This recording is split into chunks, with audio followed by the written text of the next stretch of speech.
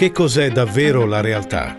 La risposta sembra semplice. Quello che vediamo con i nostri occhi, quello che sentiamo con le orecchie, il calore del sole sulla pelle, il profumo del caffè, il suono della pioggia.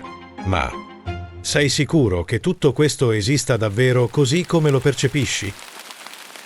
E se ti dicessi che ogni cosa che chiami realtà viene in realtà costruita dentro di te? E che ciò che vivi ogni giorno non è il mondo com'è, ma il mondo come appare nella tua mente? In questo video faremo un viaggio sorprendente. Esploreremo come i nostri sensi creano l'illusione di una realtà esterna oggettiva. Capiremo perché la vista, l'udito, il tatto, il gusto e l'olfatto non ci mostrano il mondo com'è, ma ci raccontano una storia. Una storia costruita in modo così convincente che ci crediamo senza mai metterla in discussione. Alla fine, ti accorgerai che ciò che chiami mondo è un capolavoro costruito nel silenzio assoluto della tua mente.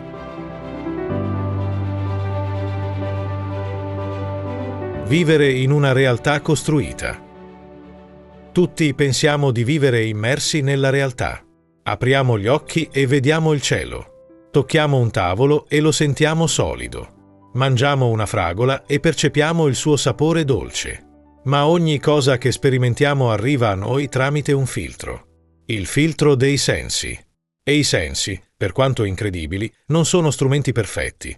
Sono il risultato di milioni di anni di evoluzione, progettati per permetterci di sopravvivere, non per offrirci una radiografia oggettiva del mondo. Se lo scopo dei sensi fosse mostrarci la verità pura, probabilmente avremmo organi sensoriali molto diversi. Invece, vista, udito e gli altri sensi sono stati selezionati dall'evoluzione per darci una versione del mondo utile e pratica, più che realmente fedele. La nostra mente, così, si basa su un insieme di segnali e di interpretazioni che ci consentono di restare in vita, di evitare pericoli, di trovare cibo, di riconoscere i volti dei nostri simili. A livello intuitivo, siamo convinti di percepire la realtà così com'è. È una convinzione comprensibile. È difficile dubitare di ciò che crediamo di vedere con i nostri occhi o di sentire con le nostre orecchie. Eppure, basta fermarsi un attimo per riflettere su quanto i nostri sensi siano limitati.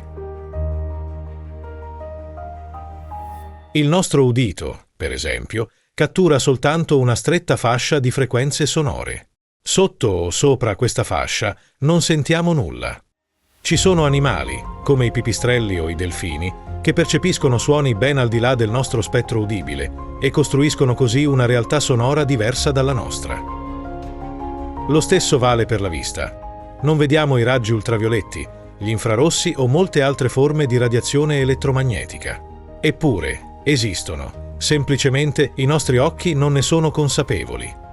Il nostro cervello, quindi, deve accontentarsi di un sottoinsieme di stimoli. Ma quel che ne ricava è sufficiente per condurci nella vita di tutti i giorni. I nostri sensi, allora, funzionano come un cancello che lascia passare soltanto una porzione di ciò che accade là fuori.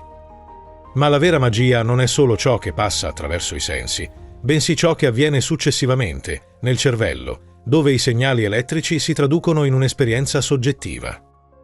È in questo stadio che la realtà esterna viene trasformata, rielaborata e completata. Si creano colori, suoni, odori, sensazioni tattili e gustative. E si creano anche emozioni, ricordi, associazioni, tutto ciò che dà spessore e sapore alla nostra esperienza del mondo.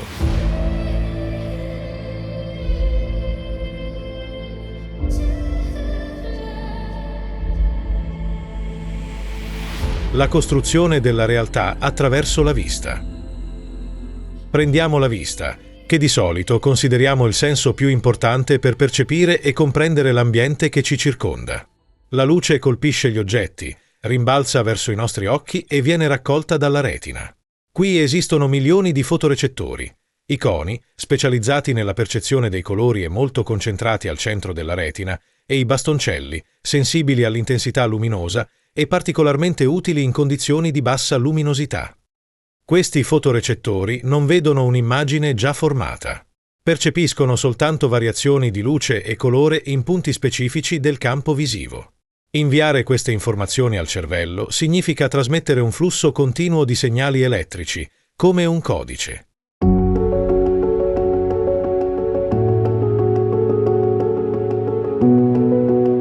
un po' come se avessimo milioni di pixel, ognuno dei quali segnala un certo valore di luminosità o di colore. Ma ciò che arriva al cervello non è un quadro completo. Il cervello, con grande efficienza, deve ricostruire l'immagine, combinando i pixel, interpretandoli, riconoscendo i contorni, separando le figure dallo sfondo, interpretando le ombre e la profondità. In questa fase entrano in gioco diverse aree della corteccia visiva, che si trovano per la maggior parte nella zona posteriore del cervello, lobo occipitale. Ogni area lavora su aspetti diversi. C'è chi si occupa di riconoscere i movimenti, chi si occupa dei colori, chi individua le forme o analizza i dettagli. Un aspetto affascinante è che molto spesso il cervello colora i dati mancanti. Per esempio, abbiamo un punto cieco nella retina, laddove il nervo ottico esce dall'occhio, ma non percepiamo un buco nero nella visione, perché il cervello riempie quella lacuna con un'ipotesi plausibile basata sulle informazioni circostanti. Questo significa che, in un certo senso, ciò che vediamo non è mai totalmente fedele alla realtà fisica. Inoltre, in condizioni normali, il cervello dà per scontato che la luce solare abbia certe caratteristiche, ad esempio, che sia più intensa nelle ore centrali del giorno e più rossastra al tramonto. Questo modello implicito influenza il modo in cui percepiamo i colori. Ecco perché a volte capita di ingannarci con semplici illusioni, come quelle che mostrano due quadrati dello stesso colore ma che appaiono diversi a seconda del contesto di ombre o di luminosità.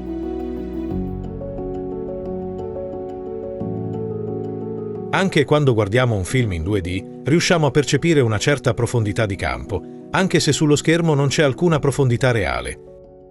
Il cervello, abituato a ricostruire continuamente la dimensione tridimensionale, interpreta differenze di luminosità e prospettiva come profondità. In definitiva, la vista non è uno specchio del mondo, è un processo attivo di ricostruzione che cerca di combinare i dati sensoriali con le previsioni, le aspettative e l'esperienza passata.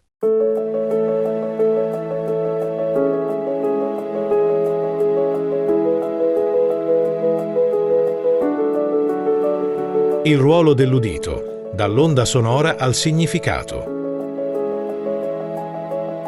Anche l'udito funziona in modo simile. Le onde sonore che provengono dall'ambiente entrano nel nostro orecchio e fanno vibrare il timpano. Queste vibrazioni vengono trasmesse a 3 minuscoli ossicini, martello, incudine e staffa, che a loro volta le amplificano e le trasferiscono alla coclea, una struttura a forma di chiocciola, piena di liquido, al cui interno si trovano le cellule ciliate.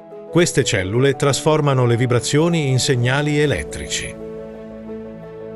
Qui scatta un fenomeno interessante. Le cellule ciliate sono sintonizzate su determinate frequenze, in modo tale che alcune rispondono di più ai suoni gravi, altre a quelli acuti.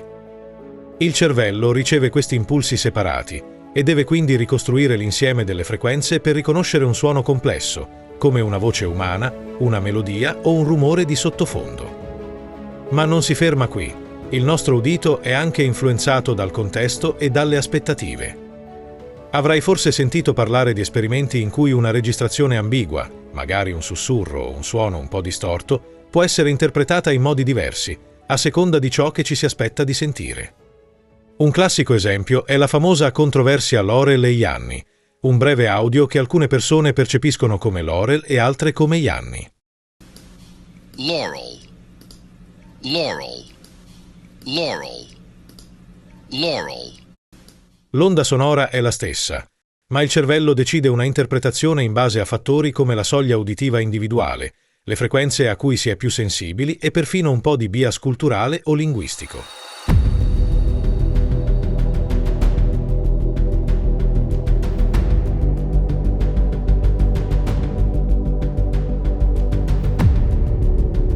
Lo stesso meccanismo può avvenire quando guardiamo il labiale di una persona che parla.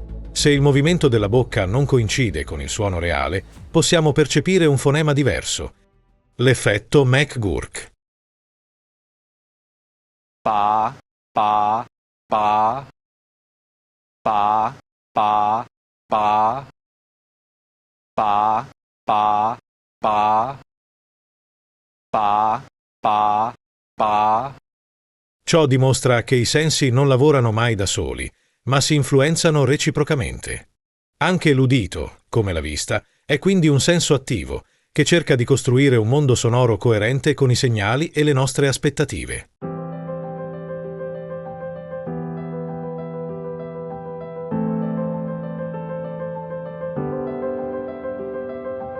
Il tatto, il gusto e l'olfatto, sensi concreti, ma ingannabili. Il tatto è spesso considerato il senso più concreto, perché ci dà la percezione della solidità degli oggetti, del calore, della pressione. Eppure anche il tatto è soggetto alle stesse regole di interpretazione.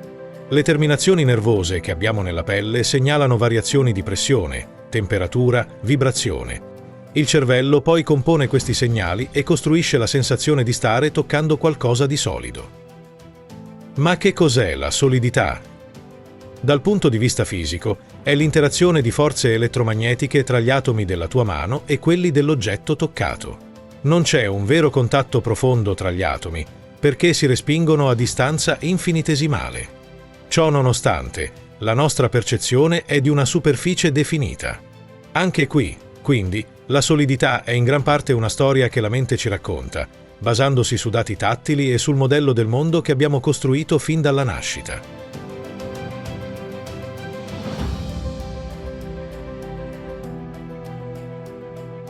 Il famoso Rubber Hand Illusion, illusione della mano di gomma, è una prova lampante di quanto il cervello possa essere ingannato.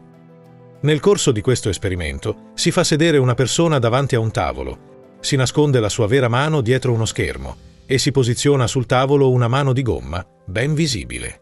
Poi si comincia a toccare contemporaneamente sia la mano vera, nascosta, sia la mano finta, visibile, con un pennello o con un dito, in modo sincrono. Dopo un po', il soggetto inizia a sentire come se la mano di gomma fosse la propria. Se qualcuno colpisce la mano di gomma, la persona ha un sussulto di dolore, come se avesse sentito un colpo reale sulla propria mano. Questo fenomeno svela due cose fondamentali. 1.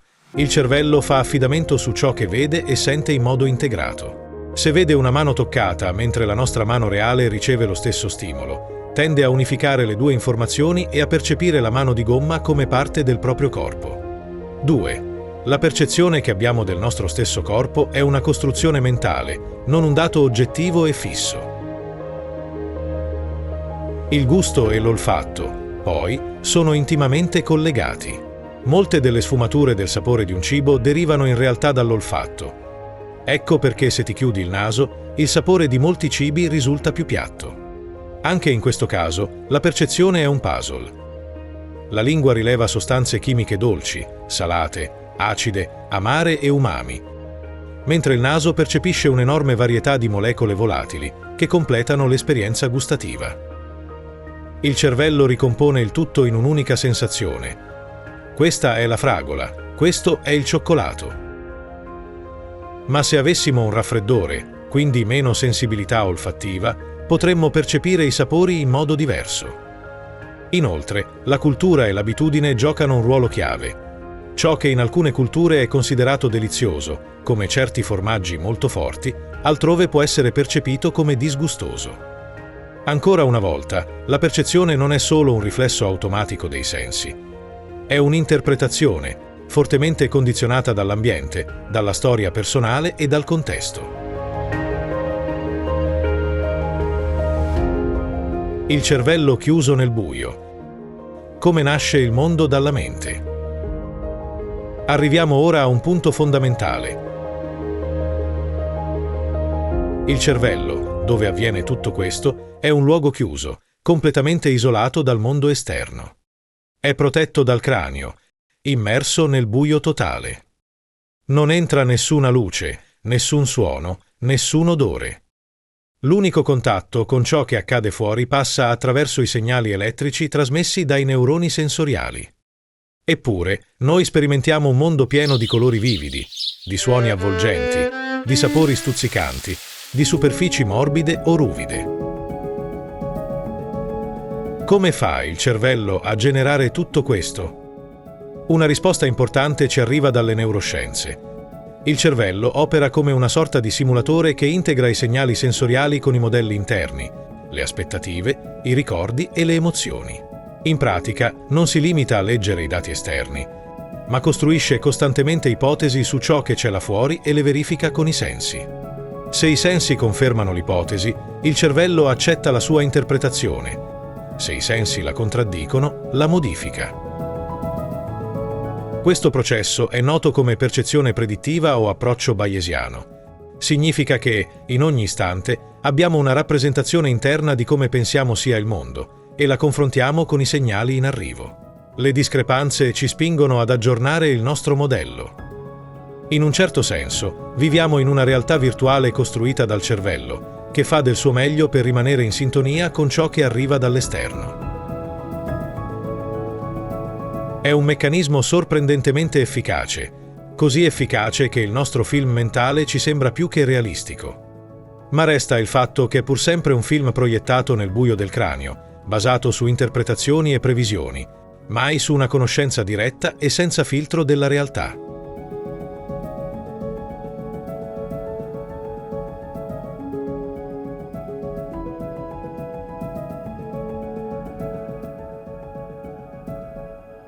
I colori, interpretazione e convenzione.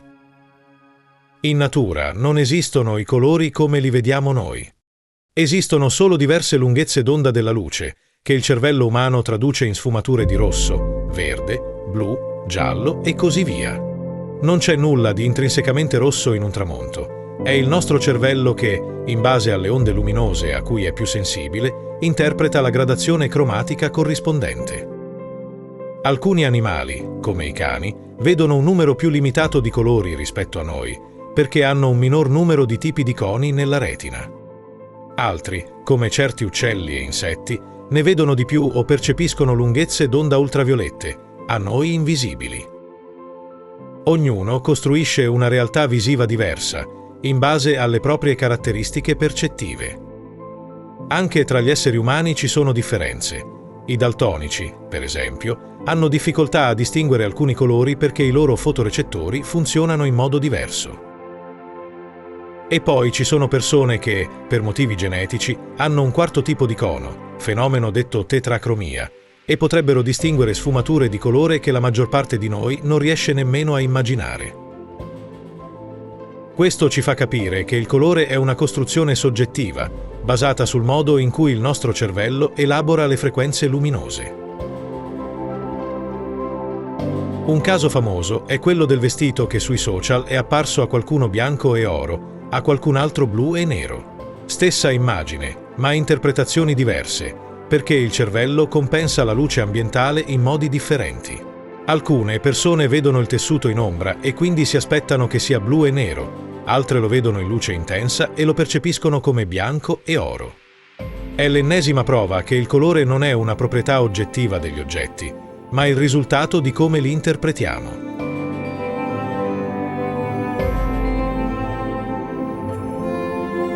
Le illusioni ottiche, quando la mente sbaglia. Le illusioni ottiche sono un capitolo meraviglioso per comprendere i meccanismi della percezione. Quando guardiamo un'immagine e ci sembra che si muova, o che abbia sfumature di colore che in realtà non ci sono, o che sia tridimensionale quando è piatta, stiamo sperimentando un errore percettivo. Ma perché il cervello sbaglia? In molti casi, più che un errore si tratta di una scorciatoia, o di un tentativo di prevedere la realtà. Il cervello fa continuamente ipotesi su come dovrebbe essere l'immagine basandosi sull'esperienza precedente. Se un certo pattern di linee e colori è interpretato come un segnale di movimento o di profondità, il cervello ci fa vedere movimento o profondità, anche se sul foglio non c'è nulla di simile. Alcune illusioni, come quella di Müller-Lyer, le frecce con le punte rivolte verso l'interno o verso l'esterno che ci fanno percepire linee di lunghezza diversa, rivelano come il cervello usi indizi di prospettiva per decidere quanto lunga è una linea. Il cervello è abituato a interpretare le linee convergenti come indizi di distanza e corregge automaticamente la percezione. Funziona benissimo nel mondo in 3D, ma se mettiamo quelle linee su un foglio bidimensionale, la scorciatoia può trarre in inganno.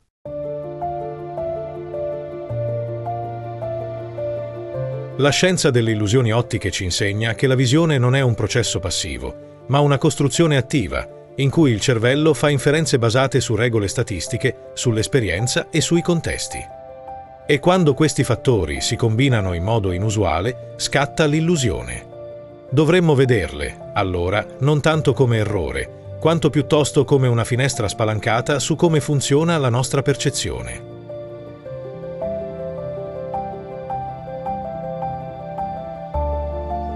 Le illusioni uditive, l'importanza del contesto. A volte crediamo di sentire parole precise in una registrazione rumorosa, solo perché qualcuno ci ha suggerito cosa dovremmo sentire. Oppure percepiamo un suono come più forte o più fastidioso solo perché siamo convinti che lo sia. Ci sono illusioni uditive celeberrime, come l'illusione di Shepard, una scala musicale che sembra salire o scendere all'infinito senza mai concludersi.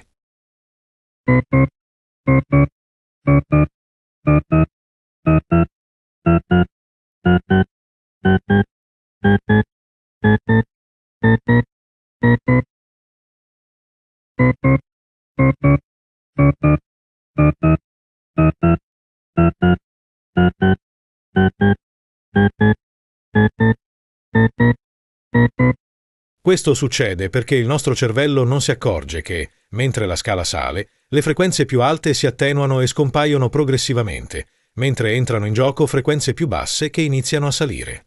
È una sorta di effetto loop, una spirale sonora senza fine, resa possibile dalle nostre aspettative di come dovrebbe svilupparsi una scala musicale. La plasticità della percezione e la cultura. La percezione non è determinata soltanto dalla biologia, è anche plasmata dall'esperienza, dalla cultura, dall'educazione.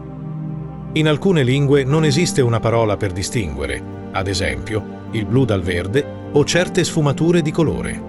Di conseguenza, le persone cresciute in quella cultura possono percepire questi colori in modo un po' diverso, faticando a separare due tonalità che per noi sono nettamente distinte. Allo stesso modo, la concezione del tempo varia tra culture diverse. Ci sono popolazioni che rappresentano lo scorrere del tempo da est a ovest, altre da nord a sud, altre ancora dal futuro dietro la testa al passato davanti. Sembra paradossale, perché siamo convinti che il tempo sia un fluire lineare dal passato al futuro. Ma la mente non registra il tempo come un fenomeno oggettivo, lo interpreta secondo schemi culturali e linguistici. Anche la percezione del dolore varia in base all'educazione e all'ambiente. Alcune culture insegnano a tollerare il dolore in silenzio, altre a esprimerlo più liberamente. Questo non significa che il dolore non esista, significa che l'esperienza soggettiva del dolore è influenzata dalle aspettative e dalle convenzioni sociali. In generale, crescere in un certo contesto ci porta a sviluppare abitudini percettive specifiche. Apprendiamo a riconoscere certi suoni, a distinguere alcuni sapori, a interpretare certe espressioni facciali. Il nostro cervello, in qualche modo, si specializza in ciò che ci serve per vivere in quel contesto. Questo conferma che la percezione non è un dato fisso, ma un processo dinamico, che cambia con l'esperienza e può cambiare nuovamente in futuro, se le circostanze lo richiedono.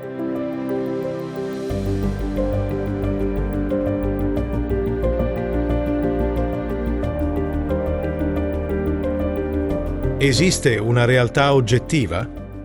Molti studiosi si chiedono oggi se esista una realtà oggettiva, indipendente dalla percezione e dalle interpretazioni. La maggior parte dei filosofi e degli scienziati ritiene che ci sia una realtà fisica là fuori, fatta di particelle, forze, campi elettromagnetici e così via. Ma nessuno di noi può accedervi senza filtri. Ogni informazione passa attraverso i sensi e viene elaborata dal cervello. A questo si aggiunge un altro livello di complessità, la realtà sociale.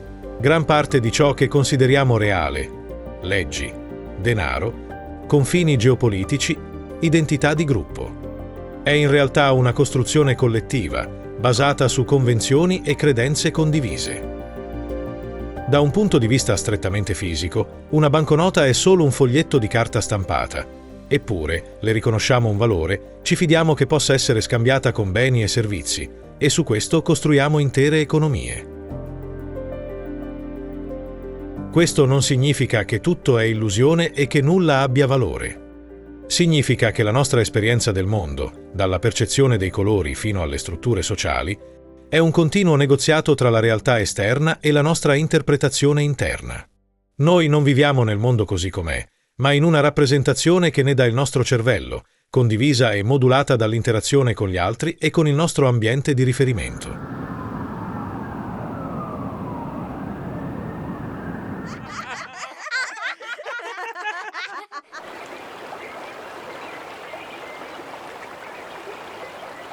La meraviglia della mente, dalle sinfonie all'esplorazione spaziale.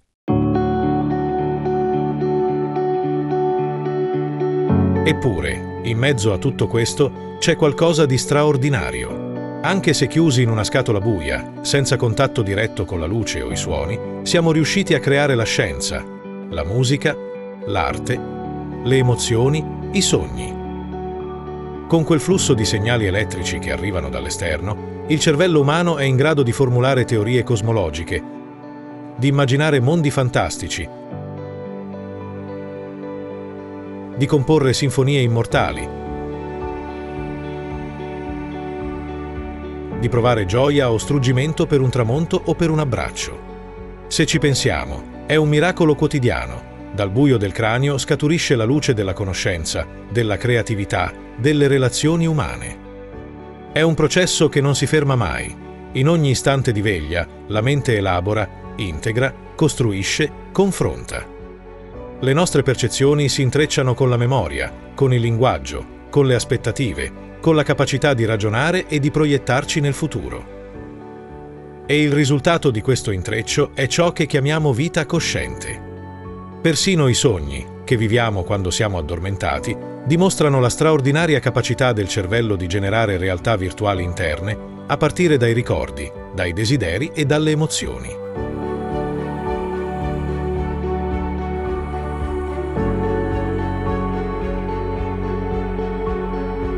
Nei sogni, talvolta, non c'è alcun ingresso sensoriale esterno o è ridotto al minimo, eppure la mente continua a creare scene, personaggi, dialoghi. Quando ci svegliamo, spesso ci diciamo, non era reale. Eppure, durante il sogno, era reale per la nostra coscienza. Questo dovrebbe farci riflettere su quanto il confine tra realtà e costruzione mentale sia sottile. Quando siamo svegli, diamo per scontato che il mondo che percepiamo sia oggettivo, ma sappiamo che è comunque frutto di una elaborazione attiva e soggettiva. Ogni istante è un atto creativo. Ogni volta che apri gli occhi e vedi un paesaggio, ogni volta che ascolti una canzone o abbracci una persona, stai sperimentando qualcosa che nasce dentro di te. È reale, ma è anche una costruzione. Potremmo dire che ogni istante della nostra vita è un atto creativo, in cui il cervello ricompone i dati in una storia coerente. Le neuroscienze contemporanee ci dicono che anche la coscienza stessa, il senso di essere io qui e ora, è il risultato di un'architettura complessa, in cui si uniscono percezione del corpo, percezione dell'ambiente, memoria autobiografica, linguaggio e molte altre funzioni cerebrali. È come una sinfonia in cui vari strumenti suonano all'unisono, ma dove non c'è un direttore fisico e separato. Tutto avviene grazie all'interazione dinamica delle parti.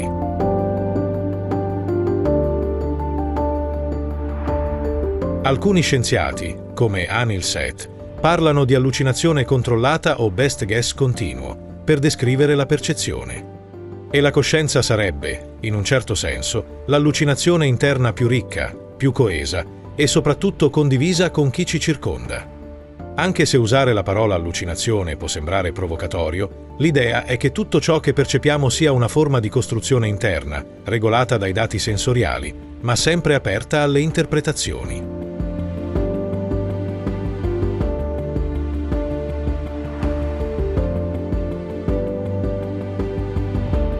Equilibrio tra illusione e funzionalità. Ma se tutto è costruito, come possiamo fidarci delle nostre percezioni? Il punto è che le nostre percezioni, pur essendo soggettive e interpretate, hanno un elevato grado di coerenza interna e soprattutto si accordano con il modo in cui il mondo risponde alle nostre azioni. Se cammino verso un muro, percepisco una barriera e la sento col tatto se ci sbatto contro. Questo significa che la mia illusione coincide abbastanza con una qualche realtà là fuori da permettermi di muovermi con successo. In altre parole, la nostra percezione è un compromesso tra l'illusione e la necessità di funzionare in un mondo che ci pone vincoli fisici. Un'illusione completamente distaccata dalla realtà finirebbe per farci sbattere ovunque, per farci mangiare cibi velenosi, per farci ignorare pericoli reali. Per questo, l'evoluzione ha favorito la costruzione di un modello del mondo che sia sufficientemente fedele da permetterci di sopravvivere e riprodurci, ma non necessariamente oggettivo o totalmente veritiero in senso assoluto. Questo spiega anche perché ci fidiamo tanto dei sensi. Funzionano bene nella grande maggioranza dei casi. Ci permettono di incontrare altre persone, di scambiare informazioni e di costruire strutture sociali ed economiche. L'illusione condivisa diventa una realtà operativa che funziona per la nostra specie e il nostro ambiente. Perché indagare la vera natura della percezione? A questo punto, qualcuno potrebbe chiedersi: ma a che serve sapere tutto questo? Non è più facile vivere serenamente senza porsi troppe domande. È una posizione comprensibile, ma fermarsi a indagare la natura della percezione può aprirci prospettive affascinanti. In primo luogo, ci rende più consapevoli dei nostri limiti e dei nostri pregiudizi. Sapere che la percezione è una costruzione ci può aiutare a non dare per scontato che le cose stanno proprio così. Possiamo imparare a mettere in discussione quello che vediamo e sentiamo, a cercare conferme, a confrontarci con il punto di vista degli altri. È un antidoto contro il dogmatismo, contro l'idea che la nostra interpretazione personale sia la verità assoluta. In secondo luogo, questa consapevolezza ci libera da certe rigidità. Se riconosciamo che la realtà percepita è il risultato di un'elaborazione attiva, possiamo anche sperimentare, giocare con la nostra mente, provare a cambiare prospettiva. Saperlo può anche aiutare chi vive situazioni difficili, come fobie o allucinazioni, a capire che la percezione non è sempre veridica e che esistono tecniche per ricalibrare il sistema percettivo, terapie cognitive, meditazione, esercizi di consapevolezza, eccetera. In terzo luogo, studiare la percezione ci fa apprezzare ancor di più la complessità e la bellezza della mente umana. Siamo esseri che trasformano una manciata di impulsi elettrici in un'esperienza ricca di significati. Conoscere i meccanismi di questa trasformazione è come ammirare una grande opera d'arte nel suo farsi. Possiamo meravigliarci di fronte all'ingegno con cui la natura ci ha dotato di strumenti sofisticatissimi.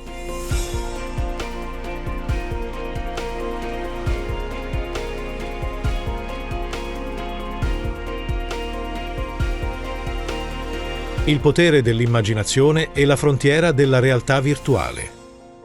Viviamo in un'epoca in cui la realtà virtuale e la realtà aumentata stanno diventando sempre più presenti. Queste tecnologie sfruttano proprio i meccanismi percettivi del cervello per creare mondi alternativi o arricchire il nostro mondo di informazioni digitali. Quando indossiamo un visore VR, veniamo immersi in un ambiente che ci sembra reale, anche se sappiamo che non lo è fisicamente. Perché ci sembra reale? Perché i segnali visivi e uditivi, e talvolta tattili, se usiamo dispositivi appositi, sono coordinati in modo convincente.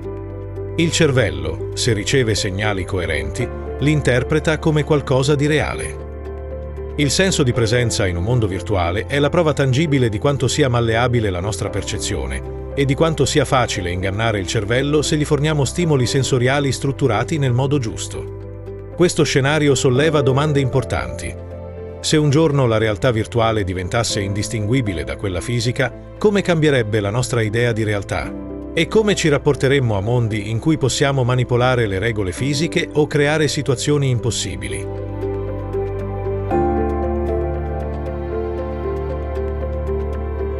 La filosofia e la scienza si interrogano già su questi temi, e l'avvento di tecnologie sempre più avanzate ci costringerà a riflettere sul senso profondo dell'esperienza umana e della percezione.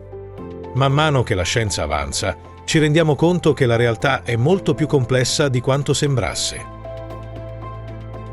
La meccanica quantistica, ad esempio, ci presenta un mondo di probabilità e incertezze, dove il ruolo dell'osservatore diventa cruciale nel definire lo stato di un sistema. È un'altra prova che il rapporto tra osservatore e osservato è fondamentale e che la realtà non è solo un palcoscenico inerte su cui ci muoviamo, ma un tessuto dinamico in cui siamo immersi.